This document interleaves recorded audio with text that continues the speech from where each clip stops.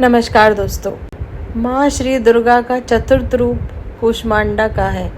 अपनी मंद हंसी से अपने उदर से अर्थात ब्रह्मांड को उत्पन्न करने के कारण इन्हें कूष्मांडा देवी कहा जाता है। संस्कृत भाषा में कूष्मांड कूमड़े को बोला जाता है। कूमड़े की बलि इन्हें अति प्रिय है। इस कारण से भी इन्हें कूष्मांडा के नाम से जाना जाता है। जब सृष्टि नहीं थी और चारों ओर अंधकार ही अंधकार था, तब इन्होंने ईशत हास्य से ब्रह्मांड की रचना की थी। यह सृष्टि की आदि स्वरूपा है और आदि शक्ति भी। इनका निवास सूर्यमंडल के भीतर के लोक में है। सूर्यलोक में निवास करने की क्षमता और शक्ति केवल इन्हीं में है। कूष्मांडा देवी के शरीर की चमक भी सूर्य के समान ही है। कोई और देवी देवता इनके तेज और प्रभाव की बराबरी नहीं कर सकते। माता कूष्मांडा तेज की देवी हैं। इन्हीं के तेज और प्रभाव से दसों दिशाओं को प्रकाश मिलता है। कहते हैं कि सारे ब्रह्मांड की सभी वस्तुओं और प्राणियों में जो तेज है वो देवी कूष्मांडा की देन है। श्री कूष्मांडा की उपासना से भक्तों के समस्त रोग शोक नष्ट हो जाते हैं। इनकी आराधना से मनुष्य त्रिविध ताप से मुक्त होता है। माँ कूष्मांडा सदैव अपने भक्तों पर कृपा दृष्टि रखती हैं। इनकी पूजा आराधना से हृदय को शांति एवं लक्ष्मी की प्राप्ति होती है।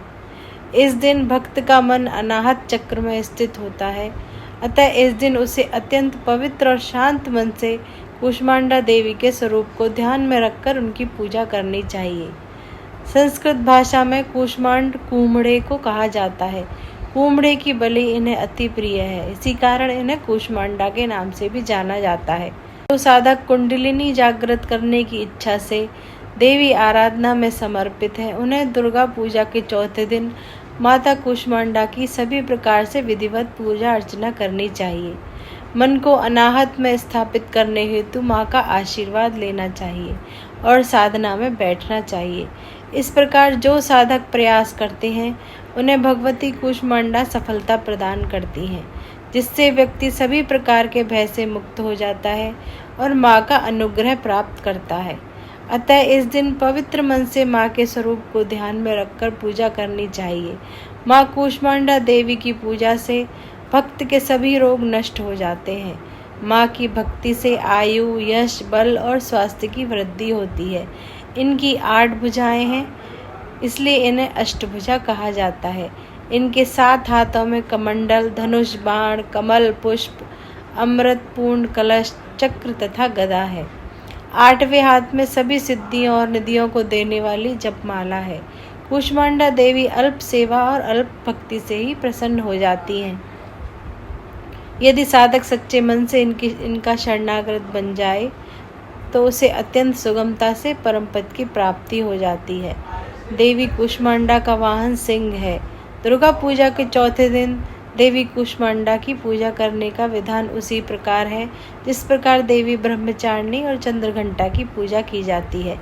इस दिन भी आप अब सबसे पहले कलश और उसमें उपस्थित देवी देवता की पूजा करें। फिर माता के परिवार में शामिल देवी देवता की पूजा करें, जो देवी की प्रतिमा के दोनों तरफ विराजमान है। उनकी पूजा के पश्चात देवी कूष्मांडा की पूजा करें।